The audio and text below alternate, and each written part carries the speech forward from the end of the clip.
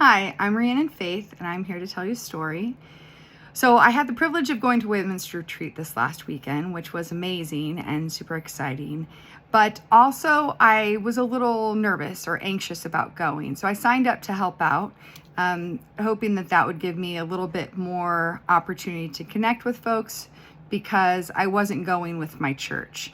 Although a lot of ladies that I'd gone to church with for many years were going, I'm not active at that church any longer since moving across the valley. And unfortunately, the church that I do attend, their retreat would be on a weekend when I have my kiddos, so I couldn't go. In any event, I was excited to connect with ladies that I haven't seen for a long time and just be present and serve and get the full experience. So I was excited about going, but I was also a little nervous. And honestly, as I was driving up, it's up in Prescott, so it was a couple hours away. As I was driving up, I was thinking to myself, first of all, I am too old to be sleeping in a bunk bed. So I was getting myself a little riled up that, maybe next year if I go, I need to select an option that has me staying at a hotel nearby because I'm actually just not really about the communal living situation any longer. That was all that was going through my head as I was driving up there. Like, please God, let this not be awful. Because I do vaguely recall the experience of staying in the dorms during one of the retreats many years ago. And it seemed to me there were like 3-inch mattresses, and gotta be honest, that night before I had barely slept. And I thought to myself, my gosh, I am in the best bed that I've ever had, and I could barely sleep with all these pillows and every creature comfort, and I'm gonna go and sleep on a 3-inch mattress and hope to be well rested. That'll be fun.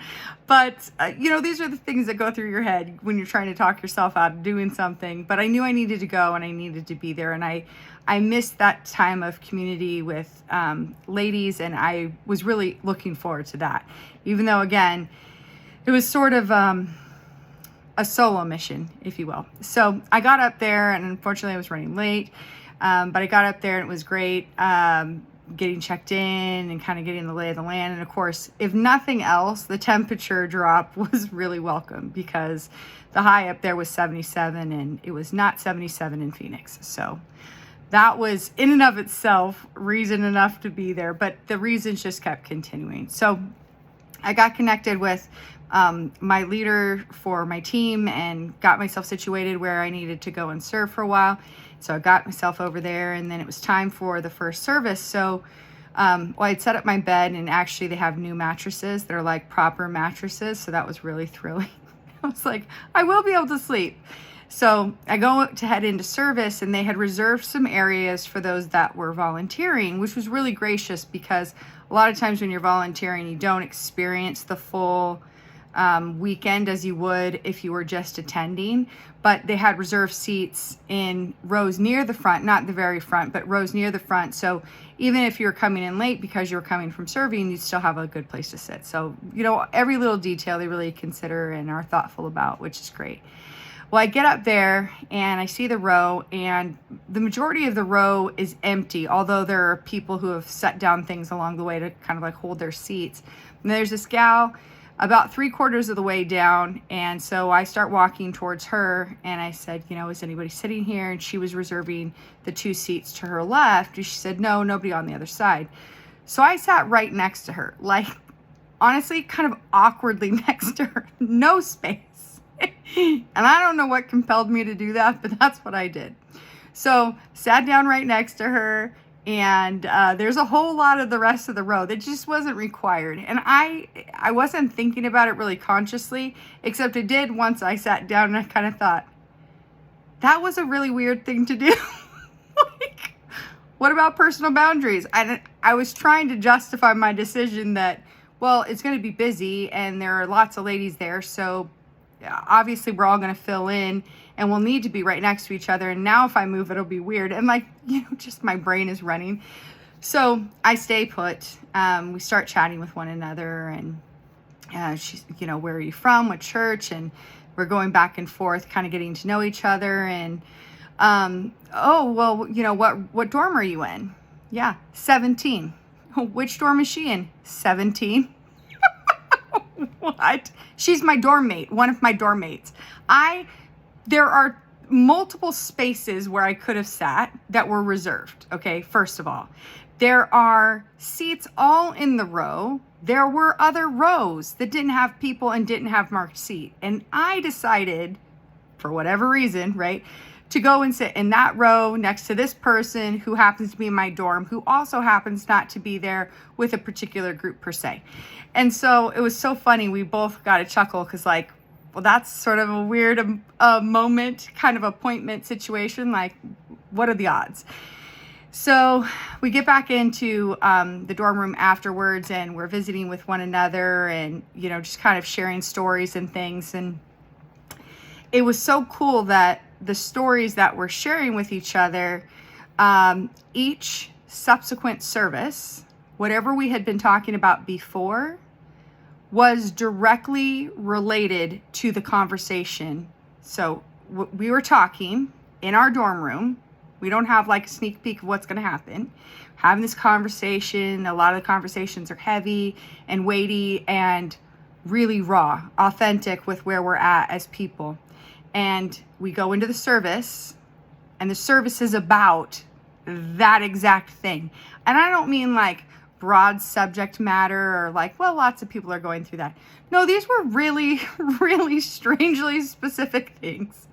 And so I was just struck, and the gals in the dorm were struck as well. The three of us really, really bonded, and it was just so incredible. We kept having these moments where we're looking at each other down the row like, did you? Oh my gosh, me? What? And then just floods of tears, because these divine appointments and being so there for a purpose, my entire purpose in going was to be present with God. So no personal agenda of what I was going to get out of it. I wanted to be able to serve, and I was sure that I would have an opportunity to do that. But I didn't come needing a particular something, always something that you hope for as far as, hope to connect with folks or come away with something life-changing or whatever. But this was radical. We were just present, and we were just connecting with each other. And each time our conversation became the message. Again, we weren't the ones speaking. The messages that were delivered, and they were in order and time. I can't even tell you what a weird feeling that was, to just be sitting there going, what? Are you serious right now? You wanted to, if it wasn't three of us that were having the same, present for the same conversation, you would think you're making it up. That's just not how that went. But like the three of us, each occasion, in order, in time. I'm making a big deal about it, but it is a big deal because God is into little things and he cares about all those little details. And I think each of us needed, for different reasons or maybe the same, to know that God was in the details of our lives to that degree and was giving messages that were so specifically designed for what we needed. And what is even more mind-blowing is that other ladies felt the same. There were lots of other women who shared with the speakers and then more globally in groups that they felt that message was specifically for them and just so resonated with what they needed to hear. And that was really touching them in their season. And that is crazy to think about, how it can be so specific to you and also you can hear so specifically to someone else. And so that was just like, wow. And the time of worship was incredible. The folks that were doing the worship, I had seen them lead worship for many, many years at my old church, and just such a heart for worship and love, and like hearing their story. One of them, she was sharing her story of what she'd come from and the difference of the kind of church experience that she has now. And that was really powerful. And that led us into worship that was just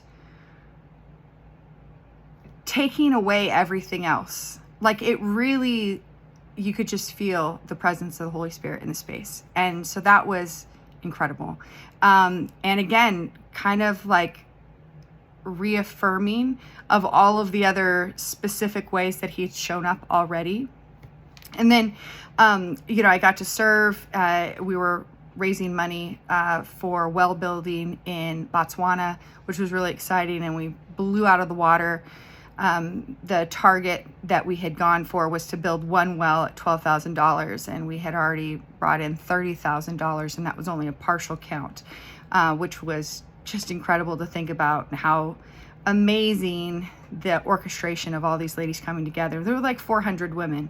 I think that's important to note. There were over 400 women there. And out of 400 women, I sat in a seat next to a woman who was in the dorm with me, who I connected with deeply over this couple of day period and shared all of these really amazing moments with. And so for whatever reason, we both really needed that, and the other gal as well. I just so grateful that I got up there and went on the mountain and took the mountain back down with me. I think sometimes it's easy when you go to a retreat or I used to even experience this going to Bible study. I'd be there and I'd be so excited and just like filled with the Spirit, excited about what's coming next. And then I would go home and just feel so defeated. Like all of what I just experienced went right out the window. And a lot of it was my circumstances and situation at the time.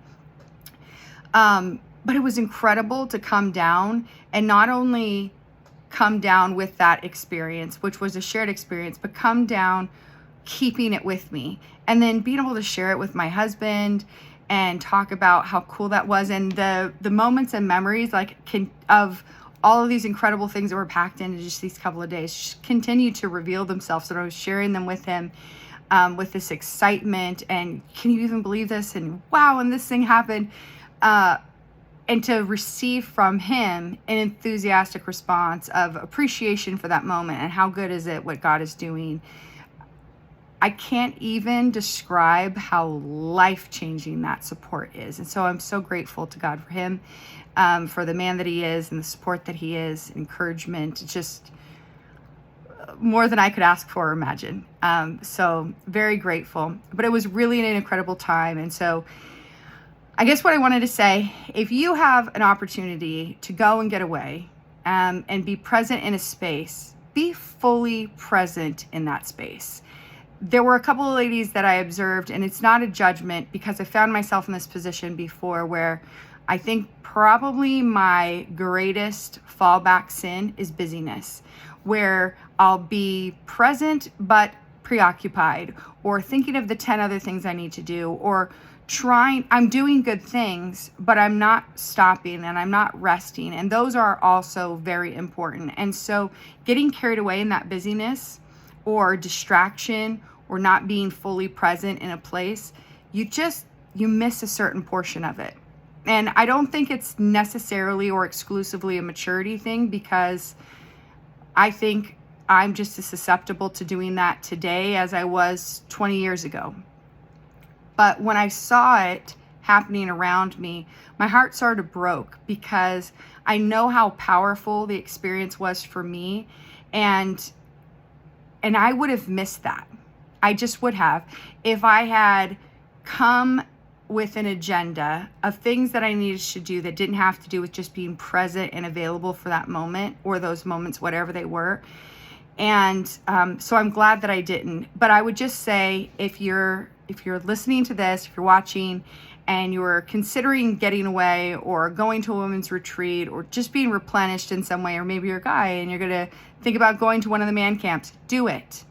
But go and be fully present in that space. Don't come with an agenda other than being present and go entirely with the flow. Like, give it a whirl. If that's not your normal set of thoughts or behaviors, then this is a perfect opportunity for you to do it. It's already a relatively scheduled situation in most cases. All you have to do is show up, be present, and get as much from it as possible. And so I'm really glad that I went, and I just am so excited about everything that I learned and carrying it forward with me, bringing it home again off the mountain, and putting back in some really necessary and important daily practices and disciplines for my own health and well-being, so I can give more, because, easy to get depleted and then just kind of fall apart, honestly. So anyways, that was the story for today. Hope you enjoyed it. Come back again and I'll tell you another story. Thanks.